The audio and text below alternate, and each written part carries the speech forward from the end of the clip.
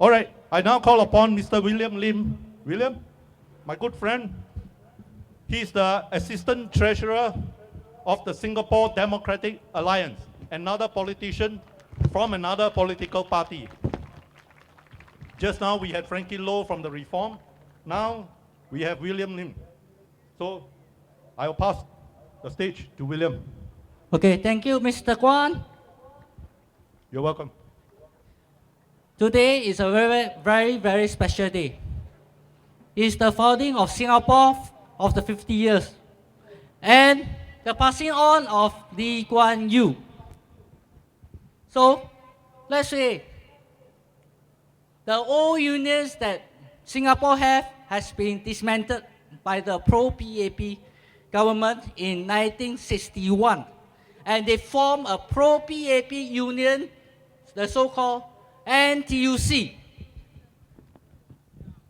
Then our labor and political parties has moved as one and proved to play an important role as one during the days of uncertainties. In those days, the labor and political parties stood together for the people and protect the public interest.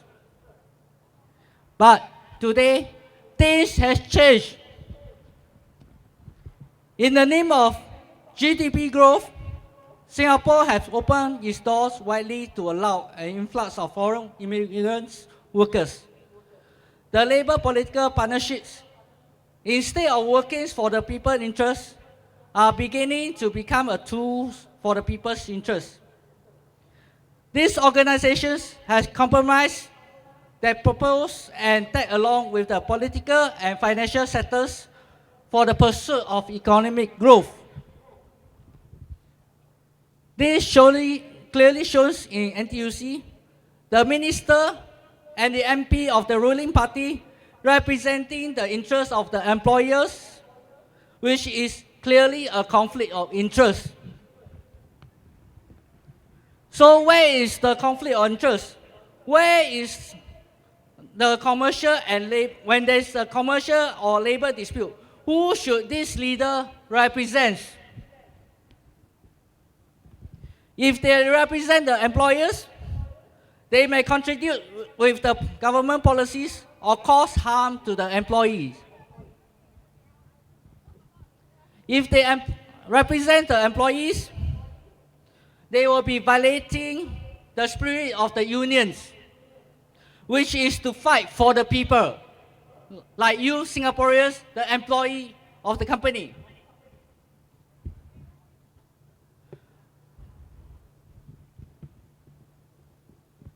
So where do our union stands now?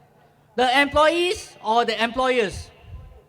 Or are they representing the government itself, which is called the tripartite?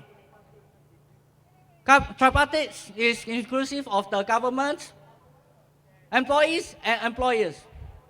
Right now, do anyone know who is representing us in the unions?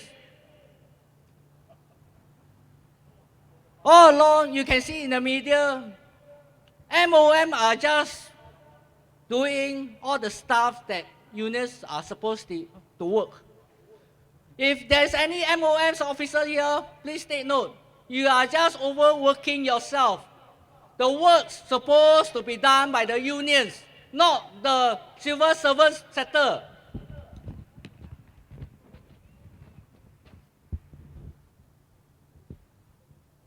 So, where can we say that the interest of the employees gone to? Why should employees join NTUC without seeing any real benefit from NTUC? Joining NTUC for the programs or benefits?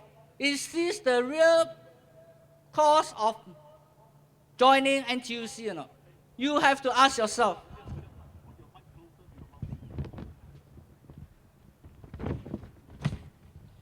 Now with Chan Chun Sing taking over NTUC, which is previously held by Lim Swee Say. So where can we see the unions progress to? Are you able to see any improvement protecting the employees from the unions? Granted, the government have introduced some measures that better protect the employees after the GE 11.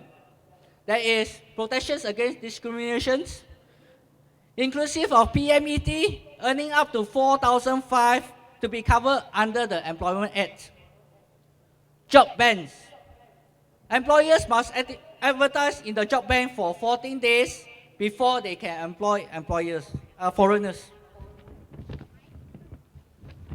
But are they doing enough? How come we can still see an increase of complaints of unfair dismissals, long working hours, foreigners on asst or employment pass still increasing, despite our unemployment rate for residents, Singaporeans, has been urging up? Why aren't the unions fighting for the rights of the employees? Is it a toothless union? Or is it because they are representing the government? So, employees, why should we support those NTUC that is not representing the interests of the employees? Okay, right now, for our party, SDA is setting up a shadow NTA. It's purposely for the taxi drivers, which we are able to better represent those taxi drivers. Reasons that why we are setting up is because whatever NTA has fight for the taxi drivers has came to nothing to the government. Like, we are actually proposing abolishing the minimum mileage and drive on peak hours for the taxi driver. And it's very, very hectic and cause more accidents on the roads. How about Uber? Are they sitting on the gray area of ferrying passengers on the roads? What is the stance of the government? Is it considered illegal or legal in Singapore? The last one we are fighting for is the inwards camera that is protecting for the passengers and the drivers itself. And I would like to say, NTA, National Taxi Associations, is never a union itself.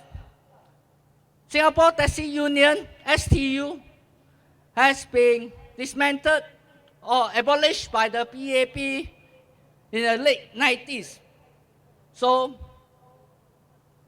whatever NTA says during the government, with the government has become powerless, and the government don't care what we say. After setting up the SDA Shadow Committee for NTA, the next steps that we are actually going on is to set up the shadow unions for employees like you. So, Singaporeans, if you are paying $9 a day, a month to NTUC, I urge you to stop paying $9 to them, because they are not serving you any purpose or interest at all. Thank you.